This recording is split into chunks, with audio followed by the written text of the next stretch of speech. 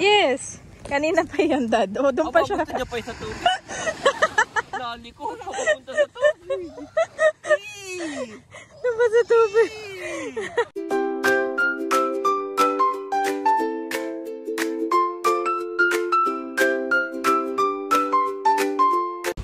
Good morning mga kabeshi. Ngayon po ay nandito kami ngayon sa dagat ng General na car. Kasama namin si Andres, si Bobby ikalong ko at si Daddy ibababa lang daw niya yung aming upuan at table. At kami po ngayon ay dito magbe-breakfast. Ayun po si Bobby mga kabeshi. Okay, baba na Bobby. Bababa ko dito. Yan mga kabeshi. Playtime muna itong dalawa. Wow! Oh, wag doon ha, wag lalalim. Baka madala ng dagat. Ha? Say mommy, Bobby. Bobby pa nakakatuwa. Napakabibo. Saka si Kuya Ayi. Hi! Mommy. Yes? Wow! Wow! Abot ang paa ni Bobby. Yes. Bumili po ako ng tinapay kanina. Nagpabili ako kay Daddy. Dumaan kami sa bakery ng pandesal. At may dala rin akong avocado ni Bobby para siya po ipakainin ko. At may dala rin akong mainit na tubig para sa aming pagkakape. Kanina ay maraming tao, ngayon ay nag-aalisan na. Late nagising si Bobby, maagang gumising. Si Andres ang late nagising. Ay hindi ko po ginising at pagod na pagod kahapon sa biyahe. Tapos ay namiesta. Kaya oo, ay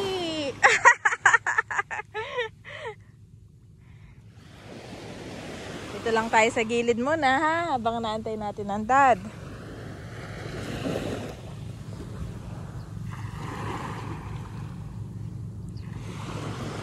May nag-camping po doon na, oh. Camping, nag-overnight. Ganda nga naman dito ang overlooking.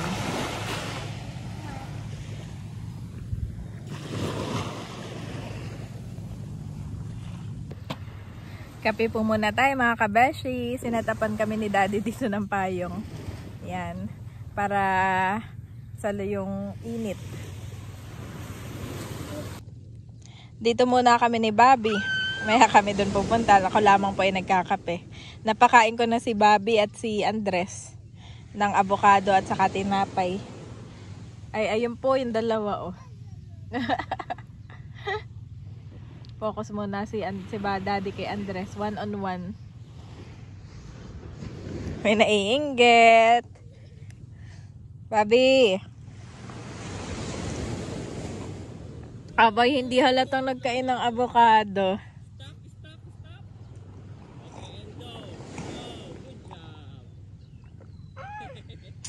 Ganda po dito. Nakakamiss.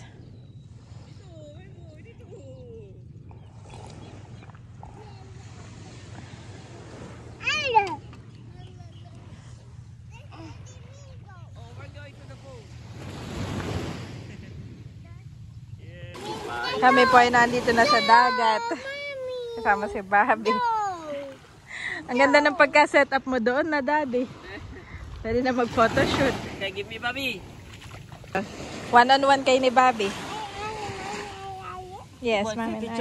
Yes. Kanina pa yan, Dad. O, doon pa siya. Papunta niya pa sa tubig. Lali ko, papunta sa tubig. Doon pa sa tubig. Tapos sabihin niya, Daddy, wala ka naman thrill. Bakit naman ako doon sa ano? Oh!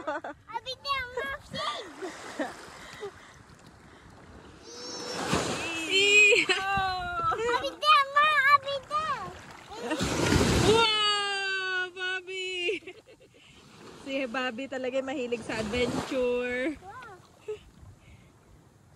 Bobby, samantalang si Ayi noon, hindi pa siya, takot siya, Daddy. For how many months? Wash your pa. Okay, let's walk there. Let's go walk there. Go to mom, go to mom. Bobby!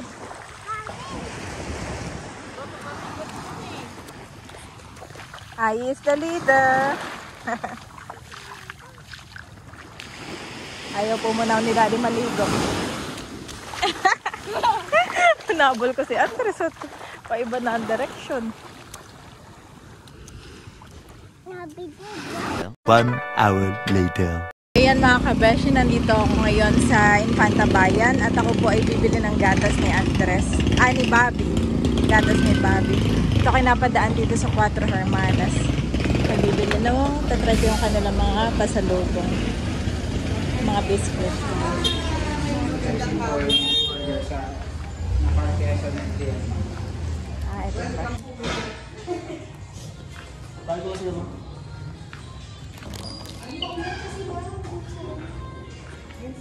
Wow. Para pala itong sa Tagaytay, marami rin mga pasalubong. Ito naman yung mga lukban longganisa.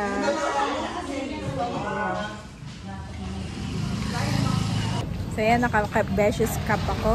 Hindi na muna ako bumili mga kabeshis dahil mas magandang bilhin kapag naka-box. Mga next time na lang. Bali doon nakapark si na Daddy sa Mang Inasal. Ako yung magpapalinis na din ng kuko. Bigyan ako ni Daddy ng 1 hour. Very limited lang din po ang time namin dito sa probinsya. Kakatapos lang din ni Daddy mag-edit kanina. Manicure, pedicure. Hindi mga kabeshi magpapalinis ng kuko. Brand out daw. Try natin yung isa pang salon dito Brand out daw po kaya hindi na sila tumatanggap. Merong tumatanggap kaya lang mga 10 minutes pa daw. Ako muna ibibili na ang gatas ni Bobby. Yan mga kabeshi. Punta muna ako sa bilihan ng gatas ni Bobby. Lakad-lakad muna tayo habang hindi pa umuulan.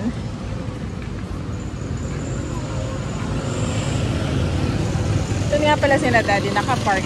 Nilampasan ko na. Kaya ako may naibibili ng gatas doon kay Rotakio.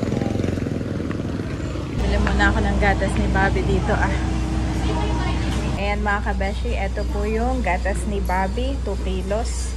At saka yung iba pa nilang gamit. Let's go back na.